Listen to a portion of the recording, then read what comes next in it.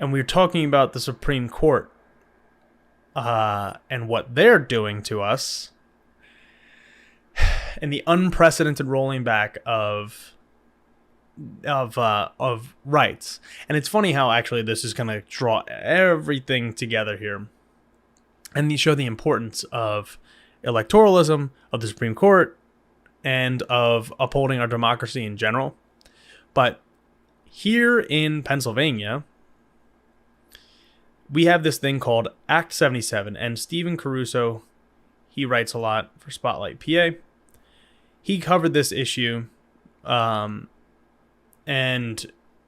this week, the state Supreme Court, the Pennsylvania State Supreme Court, so not the one with Kavanaugh and Amy Coney Barrett and all that, the state Supreme Court in Pennsylvania upheld Act 77. So let me explain what Act 77 is, how we got here, and why it's important that we hold it. Act 77 is the act that Republicans passed and was signed by Democrat Governor Tom Wolf into law. This act created the mail-in ballot process. Now, it did not create, and I emphasize this because I got into an argument with a Trump crony, like literally from Trump's inner circle on Twitter, but it did not create the concept of mailing in a ballot, but it created its own system of no excuse mail-in ballots, which increased voter turnout and voter participation since 2019, and specifically in 2020 when we saw the coronavirus impacting our elections. Act 77 was passed, and it has specific stipulations that played into Republican mistrust in the mail-in ballots in 2020. The first being, and the most important, I would say this is the most important thing. You cannot start counting mail-in ballots in Pennsylvania in the county board of elections until the polls close on election day. So election day, the polls close at 8 p.m. So if you have 40% of the vote that is cast by mail, as we did in 2020, which is probably more, I think, than that, the processing of these ballots doesn't start until 8 p.m. And that is why you get the misconception that there's just all these votes appearing overnight. Oh, how did they swing the vote so much? Just in my election in 2021 alone, I went from a deficit of a couple hundred votes, like literally like 500, 600 votes, to 86 votes because of the mail-in ballot gap that we see in the way and how Democratic voters, frankly, turn out and vote. That's not to say exclusively Democrats vote by mail. Republicans use this system too. In particular, a lot of elderly folks use this mail-in ballot system, and it's effective. It's important to get them to vote. And look, they might not vote the same way as me, but I would rather have more people vote and fight over the issues than less people vote because I disagree with them and I don't want them to vote. More people voting, first of all, does help progressive causes because most people are more progressive than most media outlets will tell you, or most people really think. This act was opposed from the day that it passed, basically, by the Republicans, even though it was their bill. And specifically in 2020, we saw a giant reversal by them because they were like, oh no, Trump doesn't like mail-in ballots because there's potential fraud, which yes, any system, mail-in ballots, absentee ballots, drop boxes, which drop boxes were something that have been upheld as well in the appellate process here.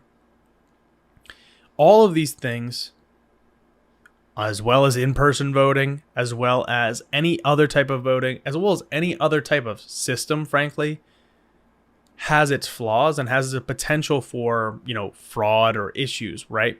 But literally we're talking about like 5-6 people out of billions since these systems have been processed, that have been prosecuted since there's a study, I think it was from 2000 to 2016 or 2014. So my numbers are a little out of date, but even in 2020, like the people that committed fraud were Trump people trying to prove that they could get away with it. John Fetterman has a lot of tweets about that. You can go back and check his messaging on that, which was great. The mail-in ballot process, though, is pretty airtight. It helps a lot of people get access to the ballot. You can only drop your ballot off in the mailboxes. I mean, in the drop boxes, which I think is kind of dumb. But if that's the case, to keep them, then fine. There's a little convolution around like what you actually have to do, like envelopes and signatures and whatever. But those are kinks that we're going to work out here in Pennsylvania. But in the end, Pennsylvania's Supreme Court is elected positions. These people are elected by the people. And we've had multiple elections. They voted 5-2 for this. And it's majority Democrat, but not 5-2, frankly. But this is how building from the ground up, working against systems that may seem insurmountable, may seem like they're rigged, because some of them are as close to rigged as they can be. It builds and builds and builds and builds over time to get more people engaged, more people involved in our democracy, and that is always a good thing.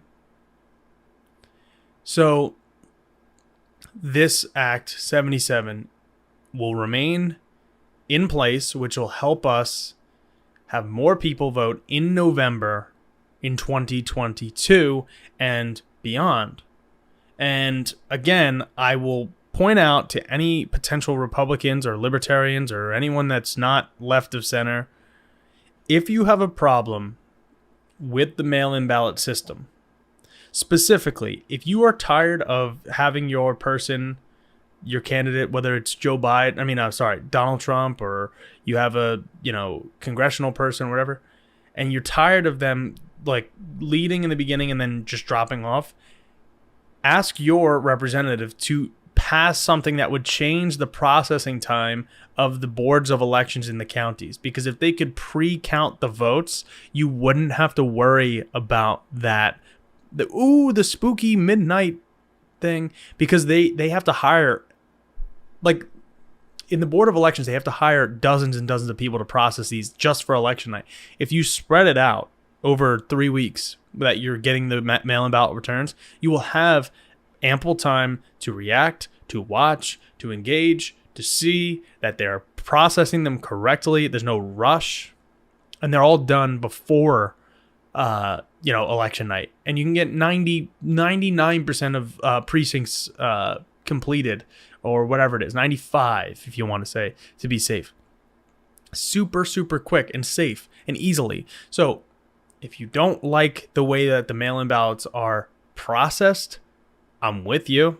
So go and lobby your state representative, your state senator on that, rather than complaining about more people voting. So that is Act 77, and luckily we have that being upheld.